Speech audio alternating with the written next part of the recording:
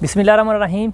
मेरा नाम मोहसिन शहजाद है और आज हम शुगर केन के फील्ड में मौजूद हैं। अभी हम आइडेंटिफाई करने जा रहे हैं रेड रॉट या रत्ता रोग। आप देख सकते हैं कि जो कुछ आपको जो गन्ने हैं, शुगर केन जो है वो आपको इस तरीके से नज़र आना शुरू होते हैं फील्ड के अंदर, जो कि बिल्कुल ड्राई हो जाते हैं, सूख जाते हैं और इसके अंदर से रस ख़त्म हो जाती है और ये किसी काम के नहीं होते। इसे हम कहते हैं रेड रॉट। अभी हम इसकी आइडेंटिफिकेशन करेंगे कि इसको आइडेंटिफाई किस तरीके से करते हैं। ये देखिए, अगर हम बाहर से देखें तो बाहर से क्या होगा कि जो इसके नोड्स हैं वो थोड़े श्रिंक हो जाते हैं, सिकुड़ जाते हैं। इसके अलावा इसमें आपको वाइट सा और थोड़ा थोड़ा सा जो रेडिश सा कलर है, सुर्ख कलर आपको नज़र आएगा। अगर हम दूर से देखें तो ये वाली, अगर ऊपर से देखें, अगर ये सीवियर अटैक हो तो फिर ये वाली सिचुएशन पैदा होती है कि आपको इस तरह का गन्ना नज़र आता है, बिल्कुल सूखा सा।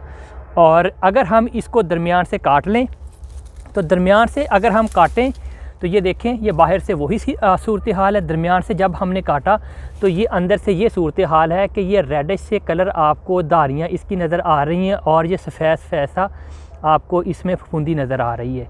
तो ये फंगस है जो कि रेड रॉट को काज करता है।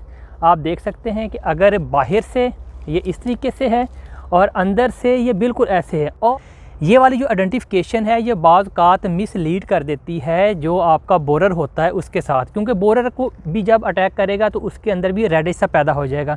लेकिन इसकी आइडेंटिफिकेशन ये है कि इसके अंदर सफ़ेद और प्लस से जो सुर्ख है वो इसके अंदर धारियाँ नज़र आएंगी। और दूसरा ये है कि इसके अंदर से स्मेल नज़र आएगी। स्मेल आप सूंघ सकते हैं, अगर आप देखें तो इसे पंजेंट स्मेल कहते हैं, तो स्मेल भी आपको नज़र आएगी। और ये स्टार्ट कैसे होता है, अगर हम बाहर से देखें तो बाहर से हमें मज़ीद ज़्यादा पता नहीं चलता कि ये रेड रॉट है या नहीं।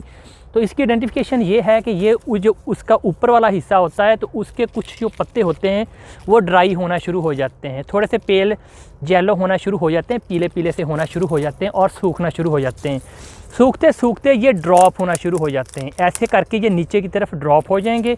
और जब सीवियर अटैक हो जाएगा ये ऊपर से लेके नीचे तक पूरे का पूरा जो गन्ना है ये बिल्कुल खुश्क हो जाएगा। इसकी एग्जांपल ये है कि आप ये देख सकते हैं कि ये पीछे जितना भी हमें नज़र आ रहा है ये रेड रॉट से इफ़ेक्टेड है। ये देखें, ये बिल्कुल ऊपर से इसने पत्ते भी ड्रॉप हो गई है और ये बिल्कुल सूख गया है। और ये अंदर से ये देखें वो बिल्कुल वही आइडेंटिफिकेशंस हैं, ये बिल्कुल सूख गया है। तो ये रेड रॉट है जिसे हम रत्ता रोग भी कहते हैं। ये बीमारी जो है ये आजकल बहुत ज़्यादा बढ़ती जा रही है। तो इसे रोकने के लिए सबसे पहले तो जो रटून क्रॉप होती है, रटून क्रॉप के अंदर ये बीमारी ज़्यादा देखने में नज़र आती है। तो इसके लिए जब आपने न्यू सोइंग करनी है तो जो आपने सेट्स लगाने हैं, सेट्स को अगर गर्म पानी के अंदर आप उसे हल कर सकें 50 डिग्री सेंटीग्रेड तक, तो ये बेहतरीन जो इन्फेक्शन होगा उसे ख़त्म कर देगा। इसके अलावा साफ़ सुथरा सीड इस्तेमाल किया जा सकता है। अगर जो सेट्स के अंदर पहले से ही बीमारी मौजूद हो वो अगर आप उसकी सोइंग कर देंगे तो फिर अगर आप कोई भी स्प्रे इसके ऊपर करें तो वो ज़्यादा इफ़ेक्टिव नहीं होगी, क्योंकि इसका जो छिलका होता है वो ज़रा सख्त होता है और जो पेस्टिसाइड होती है वो प्रॉपर अंदर तक नहीं जा सकती और ये प्रॉपर कंट्रोल नहीं कर सकता। तो इसलिए जो आपने स्टार्टिंग से ही डिज़ीज़ फ्री सीड लगाना है और कुछ रेजिस्टेंस वैरायटीज़ होती हैं वो लगानी है। इससे आप थोड़ी सी मैनेजमेंट करके इसे कंट्रोल कर सकते हैं। इसके अलावा अगर आप स्प्रे की बात करें तो सिंजेंटा की जो टिल्ट है वो बेहतरीन प्रोडक्ट है इसको बीमारी को कंट्रोल करने के लिए और सप्रेस करने के लिए।